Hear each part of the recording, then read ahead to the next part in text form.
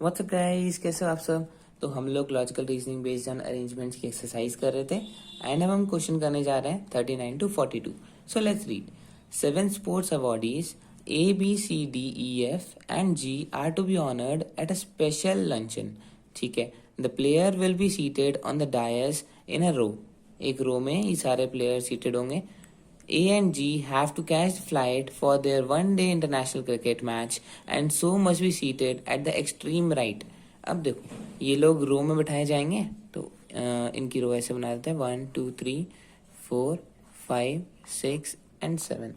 ठीक है, तो 7 लोग ऐसे सीटेड हो जाएंगे। तो अब यहाँ क्या लिखा है, A and G have to catch the flight for their one-day international cricket match। A and G को अपने वनडे इंटरनेशनल क्रिकेट मैच के लिए फ्लाइट पकड़नी है and so must be seated at the extreme right. तो इन लोगों को बिल्कुल एक्सट्रीम राइट में बिठाया गया। किसको? ए एंड जी को, मतलब इन दोनों स्पेस में ए एंड जी आ जाएंगे। ठीक है। B, the Rajiv Gandhi Khel Ratna recipient must be in the centre. अब बी जो है वो सेंटर पे होना चाहिए, तो ये सेंटर ये रहा। ठीक है। C and D are bitter rivals and therefore must be seated as far apart as possible। C and D ना राइवल्स हैं एक दूसरे के, तो उनको जितना दूर हो सके उतना दूर बिठाना है। तो ये दोनों ऑक्यूपाई, तो A और G ने कर ली स्पेस, ये B ने कर ली। अब A और C और D को सबसे मैक्सिमम दूर बिठाने का कौन सा एक पॉसिबल तरीका है, वो है कि ये और ये। तो यही एक तरीका है जो C और D को सबसे दूर बिठाएगा। तो इन दोनों स्पेस को ऑक्यूपाई कर लिया C एंड डी ने। बचा गया ई एंड एफ। तो ई एंड एफ कहां पर होंगे? इन दोनों स्पेस पे, क्योंकि बाकी सारी स्पेसेस तो ऑक्यूपाई हो चुकी हैं। ठीक है। अब क्वेश्चन पे आते हैं 39 question. Which of the following can not be seated at either ends. Ends पे कौन बैठ नहीं सकता? सी बैठ सकता है, हाँ देखो इधर बैठ सकता है। डी नहीं बैठ सकता है ना, नहीं डी भी बैठ सकता है, डी इस एंड पे बैठ सकता है। एफ नहीं बैठ सकता क्योंकि एफ इन दोनों जगह में से ही किसी पे आएगा। तो इसका answer option C F. Okay. Now question number 40।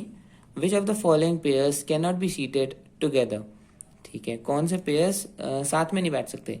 B and D बैठ सकते हैं क्योंकि डी यहाँ भी आ सकता है, तो बी और डी साथ में बैठ सकते हैं। सी एंड एफ आ सकते हैं क्योंकि अगर यहाँ सी आया या एफ आया तो साथ में बैठ सकते हैं। डी एंड जी भी हो सकता है, जी इधर भी आ सकता है एंड डी इधर भी आ सकता है।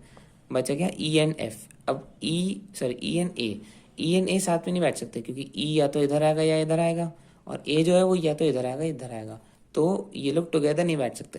तो इसका आंसर है option D, E and A. ठीक है। 41।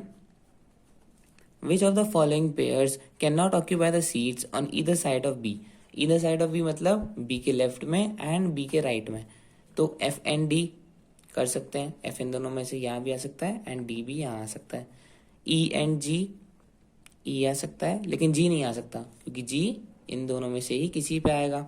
तो ये हो गया आपका करेक्ट आंसर। और भी ऑप्शन देख लेते हैं। डी एंड ई आ सकता है, ई इधर आ सकता है एंड डी भी इधर आ सकता है। तो बचा क्या?